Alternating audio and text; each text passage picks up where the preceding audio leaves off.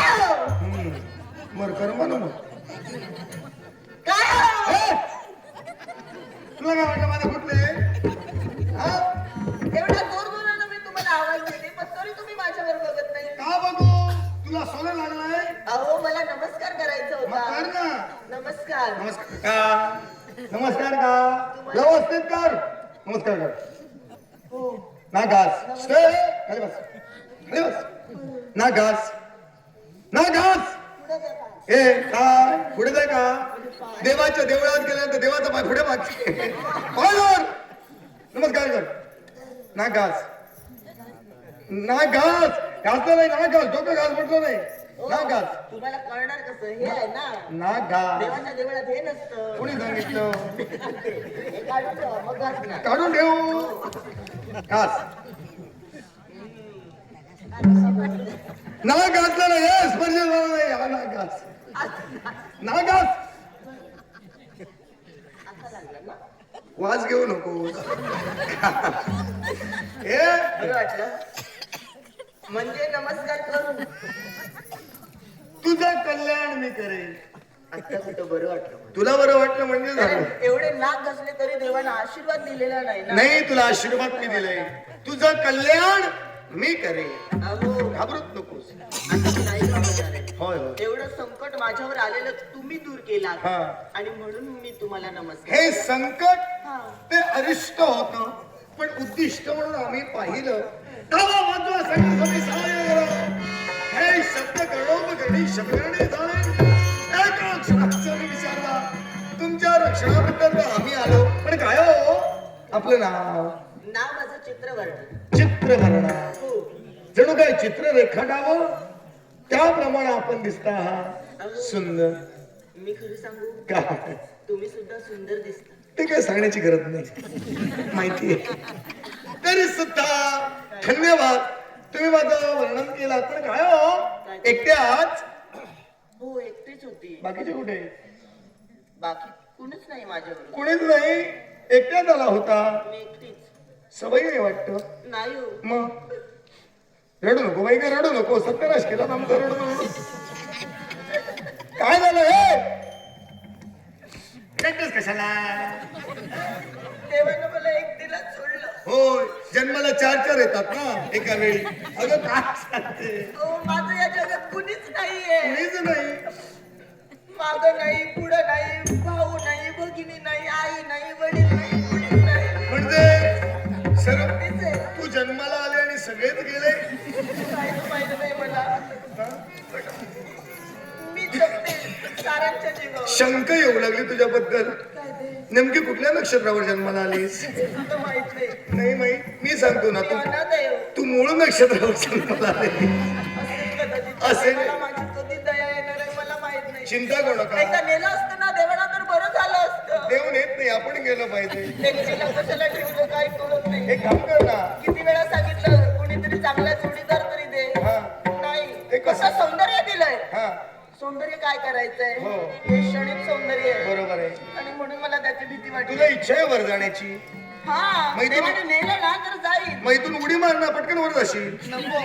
समजा जगले हा. तर परत कोण मला सांभाळणार आहे? बरोबर आहे. म्हणून थोडा विचार करते. चिंता करू नका, तुम्ही अनाथ आहात. आतापर्यंत झाला तो विनोद भाव. अर्थात अनाथाला सणात करावं, दुःखिताचं दुःख निवारण करावं, चुकलेल्याला मार्ग दाखवावा. मी युवराज आहे, हे दिसते राज्य माझं होय.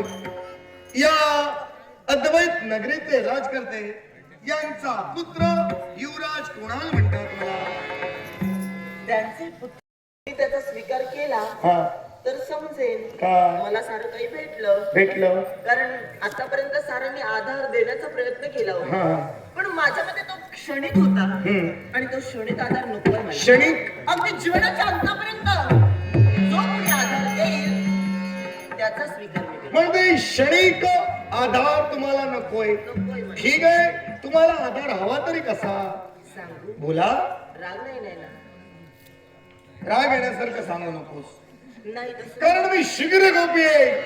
माझ्या संयमाचा बंधारा पटकन फुटतो आणि मला पटकन राग येतो. त्याच्यामुळे राग येण्यासारखं बोलू नकोस ना, पेक्षा तुझी तमास सुद्धा बाळगणार नाही. अहो, मला फक्त वाटतं असं. तुला वाटतं म्हणून जग चालतं?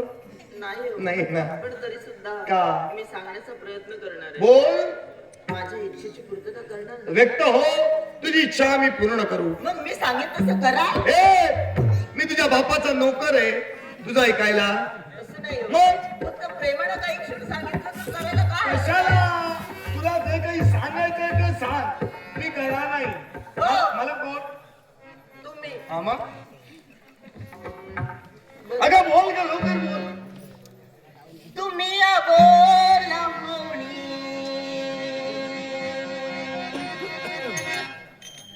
जवळी मजला घ्या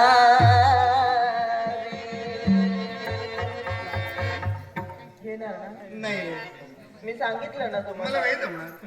अहो, काय? तुम्ही बोला होणी जवळी मजला घ्यावी. या बाईचं चिन्ह मला बऱ्याच दिसत नाही.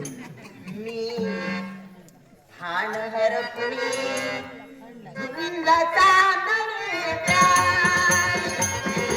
हाण हरपुणी धुंदाचा दरेचा. मी हाण हरपुणी धुंदाचा दरेचा. तुम्ही अबोल हो, अबोल हो. जवळी मजला म्हणून जगात कुणाचं चांगलं करू नये. चांगलं केलं ना की असं होतं.